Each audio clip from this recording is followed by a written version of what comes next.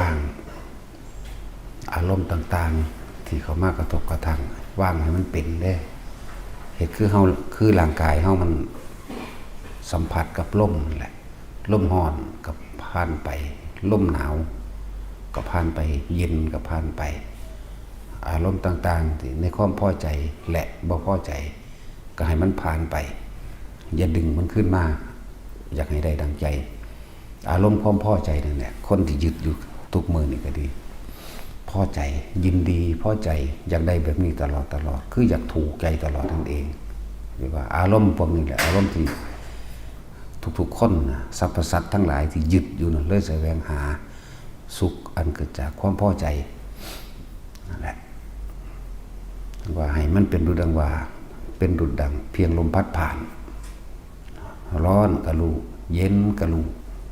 แล้วก็ปล่อยไปรู้สึกเพียงกายแต่จิตไม่คิดไม่นึกในความอยากได้อยากเป็นตัวอยากได้ตัวอยากเป็นนี่แหละตัวมันสำคัญอยากได้แบบนี้อยากเป็นแบบนี้นี่แหละ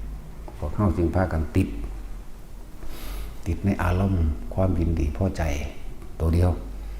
เมื่อเกี่ยวกับสวยกับงามเลยถ้าคำว่าพอใจงามมันก็รู้ขี้ลายมันก็รู้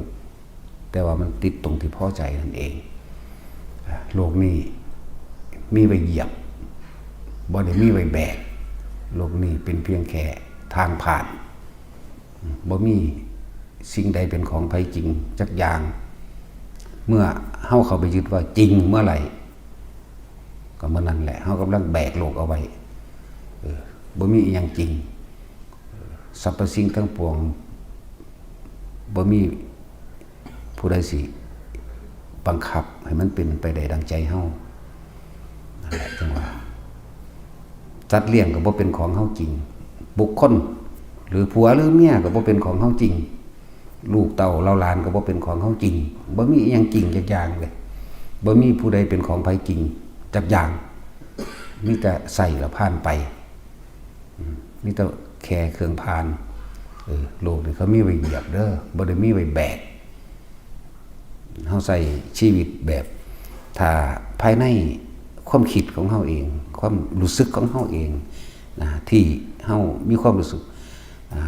คนที่จะรักตนเสมอด้วยตนบ่มีดอกฉะนั้นเฮาก็ต้องไม่ทำร้ายผู้อื่นเหมือนกันนั่นแหละรักใดที่จะเสมอรักด้วยรักตนนี่บ่มีฉะนั้นเฮาก็ต้องเหมือนกันเราจะไม่ทำร้ายผู้อื่นเพราะผู้อื่นเขาก็รักตนเหมือนเช่นเราจึงไม่ทำร้ายเบียดเบียนให้ผู้ใดผู้หนึ่งเสียชีวิตและทรัพย์สินตลอดคนละสัตว์ทั้งมนุษย์และอมนุษย์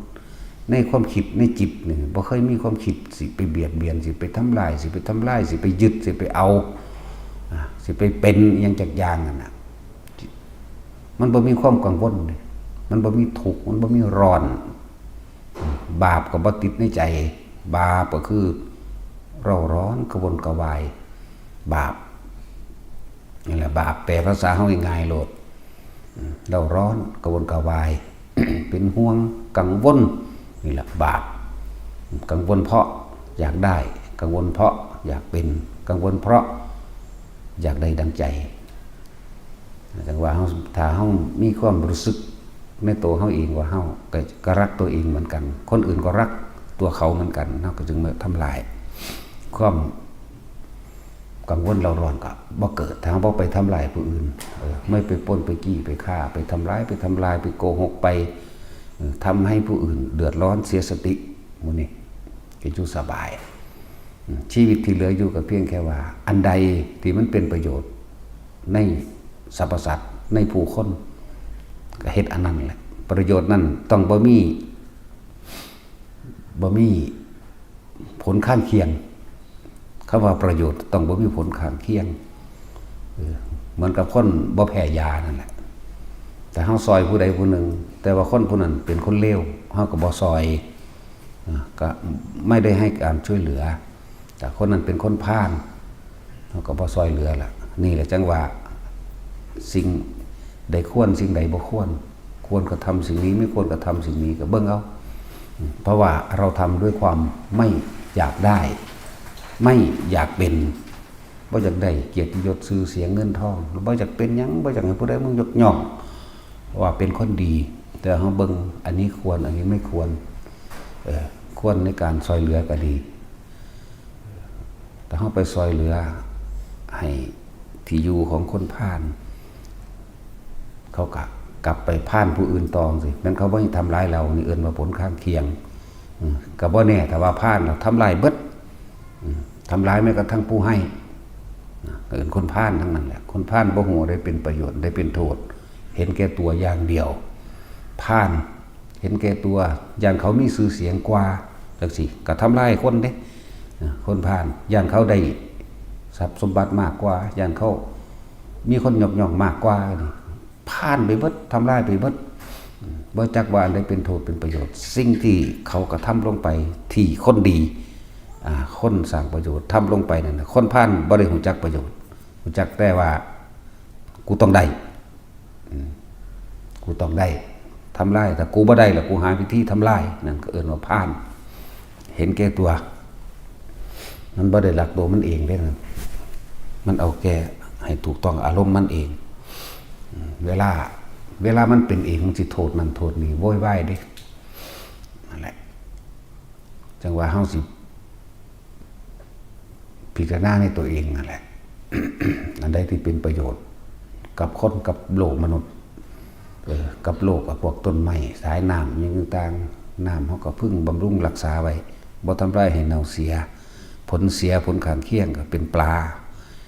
เป็นพืชท่านได้อาหารอยู่ในน้ำเสียจังซี่ถ้าเฮาปลูกต้นไม้จังซี่ก็เป็นต้นไม้ที่ให้อากาศแก่โลกให้ความชุ่มเย็นเป็นแหล่งอาหารเป็นแหล่งพลังงานต้นไม้นี่เป็นหัวใจของโลกฝนสิตกได้ก็เพราะอาศัยต้นไม้ต้นไม้ก็อาศัยน้ำนั่นแหละไม่มีที่ใดขังน้ำได้มากยิ่งกว่าท้องฟ้าแต่ฟ้าจะไม่เทน้ำลงมาหากไม่ได้ไออุ่นจากพื้นดินคือต้นไม้นั่นแหละเหมือนกับคนเฮานั่นแหละถ้าเฮาบ่คิดอยากได้อยากดีอยากมีอยากเป็นใดๆทั้งสิ้นในความคำว่าโลภนั่นแหละคำว่าอยากได้ของผู้อื่นโดยการทำร้ายรังแกเบียดเบียนข่มเหงเอาเฮาก็จะไปทุกข์ร้อนอีหยังฝนสิบ่ตกลงมา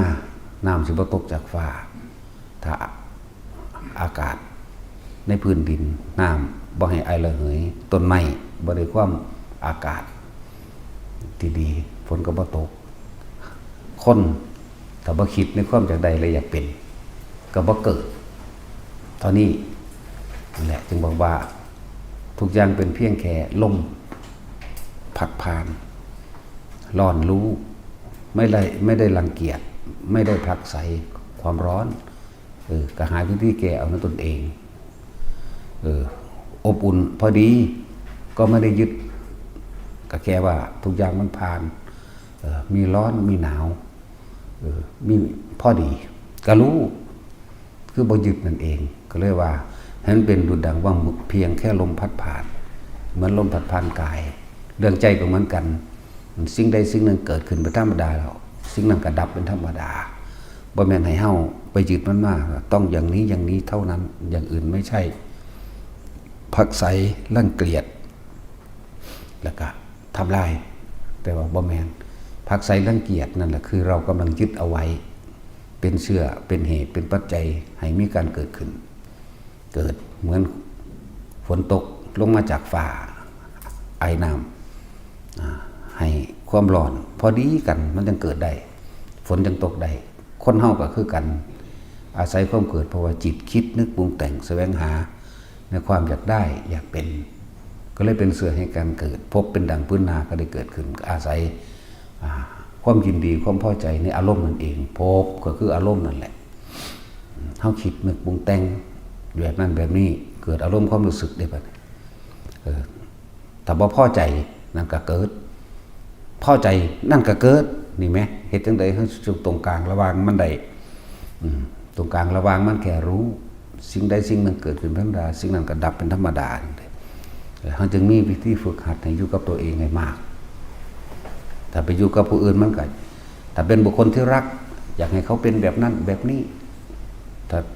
บุคคลที่เกลียดก็อยากให้เขาตายพักไสเลยทรงนั่นแหละคือ เราอยู่ด้วยกันกับเขาเฮ็ดจังใดเฮาสิอยู่โดยเฉพาะลำพังตัวของเฮาเองได้ก็เลยต้องอาศัยลมหายใจตัวเองเป็นเครื่องอยู่อาศัยลมหายใจคิดถึงสติก็คือคิดถึงและลึกนึกถึงลมหายใจในตัวเองหลักการอยู่กับตัวเองกายเวทนาจิตจิตเวทนากายสติปัฏฐาน4เป็นวิธีที่ง่ายแล้วเฮ็ดน้ำเพิ่นโลดพุทธเจ้าสอนไว้แล้วผู้ใดเป็นผู้ระลึกหรืออยู่ในกายจังซี่แต่ลมหายใจนั่นแหละคือกายในกายอันหนึ่งนั่นก็อยู่กับตัวเองล่ะเวทนาเมื่ออยู่กับลมหายใจก็สิเห็นความรู้สึกเวทนาในเวทนาเข้าไปอีกอันเป็นอุเบกขาเวทนาเวทนานอกก็มีร้อนมีหนาวมีพอใจแล้วบ่มีพอใจในร้อนในหนาวในเจ็บในปวดแขนขาในเวทนาก็มีต้องเป็นจิตหนึ่งต้องเป็นความรู้สึกที่เป็นหนึ่งคืออุเบกขานั่นเองจิตในจิตก็คือสติกำกับจิตหรือคิดถึงความคิดเจ้าของบ่ให้มันไปคิดถึงผู้อื่นให้มันกลับมาลมหายใจให้มันกลับอยู่ในความรู้สึกตัวเองธรรมคือสิ่งทั้งหลายทั้งปวงบ่ว่านอกบ่ว่าในภายนอกอันเกิดจากตาหูจมูกลิ้นกายของเฮาเองภายในคือใจเฮายึดหรือไม่ยึดต่างหากล่ะพอใจหรือบ่พอใจในลมร้อนลมหนาวพอใจหรือบ่พอใจในรูปร่างลักษณะท่าทางบุคคลสัตว์สิ่งของต้นไม้พอใจหรือบ่พอใจนี่มันจะออกแต่มันออกนอกแล้วนี่เป็นธรรมภายนอกแต่เข้าสู่ภายในพี่พอใจกับไม่พอใจพี่อันเกิดจากรูปรสกลิ่นเสียงนั่นแหละจึงพยายามอยู่ในลมหายใจมั่งอยู่ในความรู้สึกในกายมั่งสติเป็นเรื่องสติก็คิดถึงคิดไม่คิดบ่ให้มันไปคิดถึงผู้อื่นให้มันคิดถึงเฉพาะในเรือนกายแห่งตนกายเวทนาจิตจิตเวทนากายรวมแล้วเป็นผู้มีสติรู้อยู่เป็นจิตหนึ่งเพ่งอยู่ในอารมณ์ที่เป็นหนึ่งคืออุเบกขาแล้วเฮาสิเห็นเองต่างๆนานาสารพัดก็เห็นความเกิดดับความคิดก็เกิดดับบ่แซอยู่สั่นตลอดคนที่พวกเขาเห็นอยู่แล้วนี่อีกไม่นานนี่ก็ตายแต่นี่จะไปยึดยังกับมันได้พบกันชั่วคราวแต่จากกันตลอดไปก็แล้วกันนาบ่มีสิ่งใดที่เป็นไปดังใจเฮาอยากให้เป็นเด้นั่นแหละจังว่าอันใดที่มันมีประโยชน์เพิ่นเลยให้พวกเฮานั่นคำว่าประโยชน์เนาะต้องเป็นประโยชน์ที่บ่มีสิ่งที่เคลือบแฝงไปทางให้เกิดเป็นโทษบ่มีผลข้างเคียงอันเป็นโทษนั่นเองเฮาจังจะปลอดภัยจังสิไล่กังวลในว่าเป็นน้ำผู้นั้นล่ะให้มันให้ที่อยู่อาศัยอันพวกโจรพวกนั้นขโมยพวกนั้นเป็นน้ำผู้นั้นนี่เอิ้นว่าบ่ปลอดภัยนั่นแหละเอิ้นว่าผลข้างเคียงพวกนี้เฮ็ดแบบมันบ่มีผลข้างเคียงบ่ต้องไปสนใจเขาสิว่าดีหรือบ่ว่าดีนะจังว่าถ้าเฮาฝึกได้ถึงตรงนี้แล้วก็เฮ็ดอิหยังก็สบายใจเด้เพราะว่าเฮาบ่ได้หวังผลกำไรบ่ได้หวังผลกำไรในชื่อเสียงกำไรในลาภยศสรรเสริญบ่ได้สนใจแม้นินทาก็เป็นเรื่องของเขาแม้นยกย่องก็เป็นเรื่องของเขานะเฮามีหน้าที่ทำประโยชน์อย่างเดียวเฮ็ดไปซ้ำตายนั่นแหละพอ